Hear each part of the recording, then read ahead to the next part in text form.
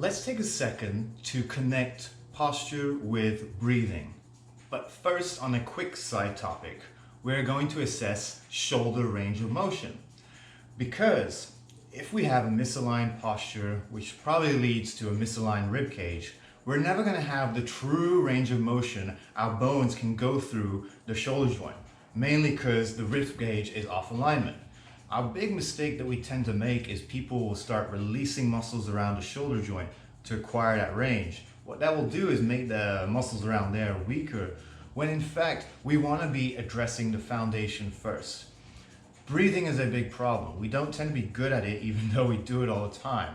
Especially at night, that tends to ruin the pattern a lot, as well as stresses throughout our day. So we need to have reminders of how to breathe properly. And what we're going to do first of all is we're going to assess our shoulder joints, then we're going to do a breathing exercise, we reassess our shoulder joint. And hopefully you've gotten a little bit better afterwards. Here we go.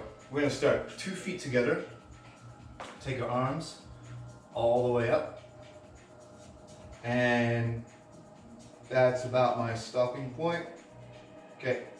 Some people who are really bad will have a little bit of an impingement, so they might even stop earlier, and in some cases you might see one arm go further back than the other. That's pretty normal, but we're here to unwind some of that, okay? And let's start by putting our feet shoulder width apart, knees slightly bent. That is your starting position. From here, I need you to be great at 3 things. Number 1, controlling your pelvis. Number 2, controlling your rib cage. Number 3, breathing in this position. So number 1, we're going to push our pelvis forward, tuck it underneath you, or lift your belt buckle groin area up towards your face. Hold that. Number 2, rib cage alignment. We're going to pull the ribs down. We're going to make it easier for ourselves. We're going to rest on our knees. Elbows nicely locked out so that even your upper back rounds. So you're sort of pushing yourself away from your knees or the floor. That will allow this lower midsection to crunch, but the upper back to round. So we got pelvis forward, crunching down, pushing yourself away from the floor. Here we go. Big breath in, breathe out, nice and long all the way out, blow, blow, blow. Big breath in. I keep pushing myself away, stretching that upper back.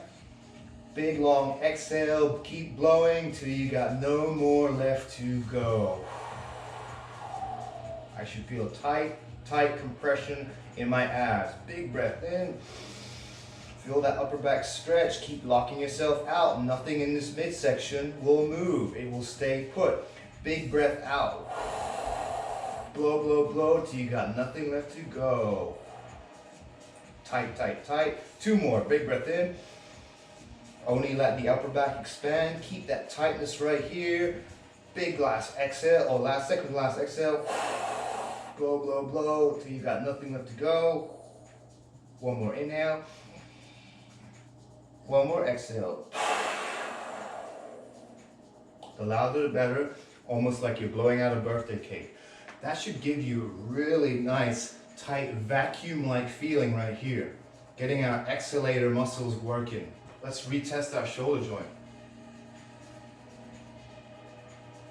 A little bit better. So for me, I do this all the time because I try to keep my body in check. So that's why I don't necessarily acquire a greater range. And maybe for you it worked, maybe it didn't. However, the point is you need to be great at these things. You need to be able to expand into areas. Now you're not used to expanding when you inhale. You need to exhale all the way. The longer you exhale, the more those ab muscles are going to recruit and engage. You want to be able to pull your ribs down to your hips and then maintain that while you breathe in. Again, going back to number 1, expanding into areas you're not used to expanding in. Maintain that ab contraction and be able to hold that and breathe comfortably, along with the pelvis push forward. So those are 3 things: pelvis, rib cage, comfortable breathing. If you're able to do that, your joints should actually open up a lot better without actually having to release or stretch anything. So remember, pelvis control, rib cage control, breathing, be great at those 3 things.